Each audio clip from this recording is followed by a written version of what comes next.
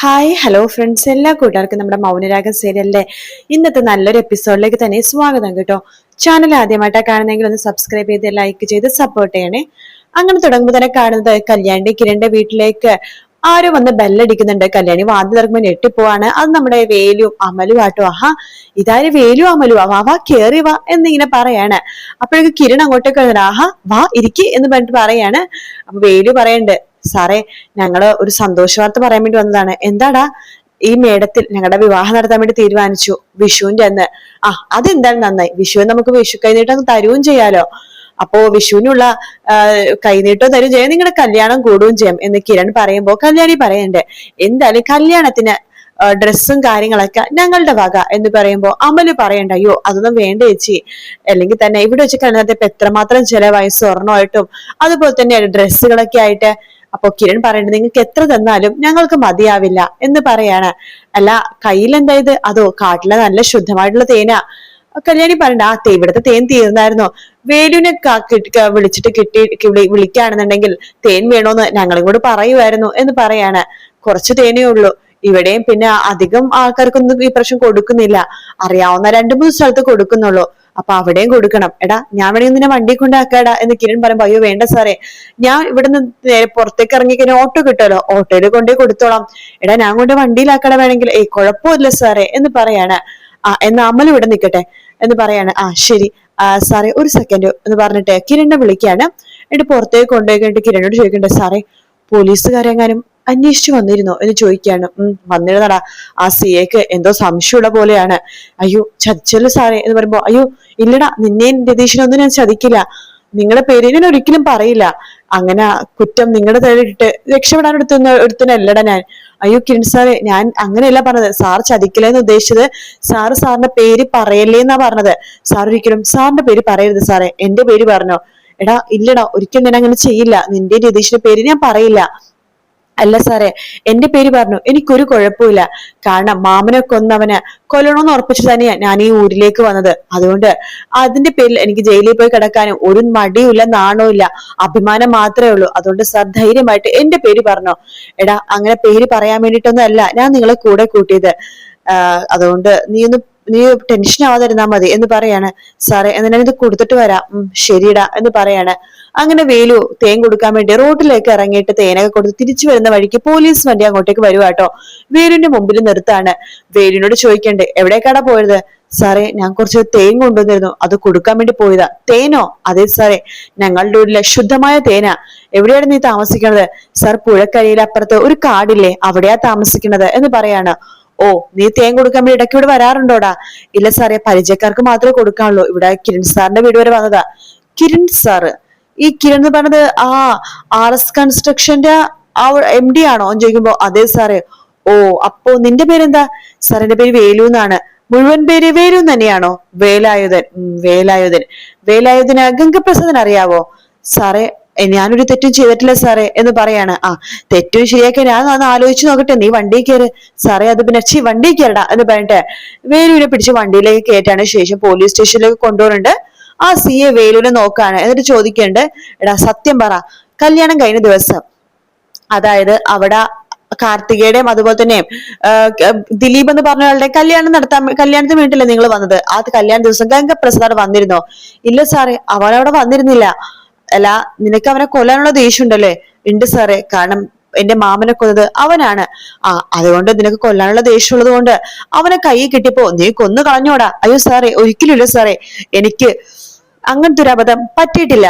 അല്ല നീ ഉരിന്ന് ഒറ്റക്കാണ് വന്നത്? ഇല്ല സാറേ, അമലും കൂടെയുണ്ട്. ഓ, കാർത്തികയുടെ അതുപോലെ ദിലീപിന്റെ വിവാഹം കഴിഞ്ഞ് പിറ്റേ ദിവസം തന്നെ നിന്റെ അമലുവിന്റെ വിവാഹം ഇവിടെ വെച്ച് നടത്തിയല്ലേ? ഓ സാറേ, അതെന്തിനാണ് ഇത്ര പെട്ടെന്ന് നടത്തിയത്? അത് നടത്തിയെന്നുള്ളൂ സാറേ, കാരണം ഗംഗപ്രസാദ് കാരണം അമലുവിനെ വിഷമിക്കേണ്ടി വന്നിട്ടുണ്ടല്ലോ, അപ്പൊ അതുകൊണ്ട് വിഷമം മാറ്റാൻ വേണ്ടിട്ട് പെട്ടെന്ന് വിവാഹം നടത്തിയതാ. എടാ സത്യം പറയണം, നീ എങ്ങാനും ഗംഗപ്രസാദിനെ കൊന്നിട്ടുണ്ടോ? അല്ല വേറൊന്നല്ല, ഈ വിവാഹം നടക്കുന്ന സമയത്ത് ഓഡിറ്റോറിയത്തിൽ നിങ്ങളെ 2-3 പേരെ കണ്ടില്ല. അതിനുശേഷം നിങ്ങൾ വന്നപ്പോൾ നിങ്ങളുടെ മുഖത്ത് നല്ല പകർച്ചയും കാര്യങ്ങളൊക്കെ ഉണ്ടായിരുന്നു, അതുകൊണ്ടിട്ടാണ് ചോദിച്ചത്. നിങ്ങൾ എങ്ങാനും കടമ നടത്തിയായിരുന്നോ എന്നാണ് ചോദിച്ചത്. ഇല്ല സാറേ, അങ്ങനൊന്നും ചെയ്തില്ല.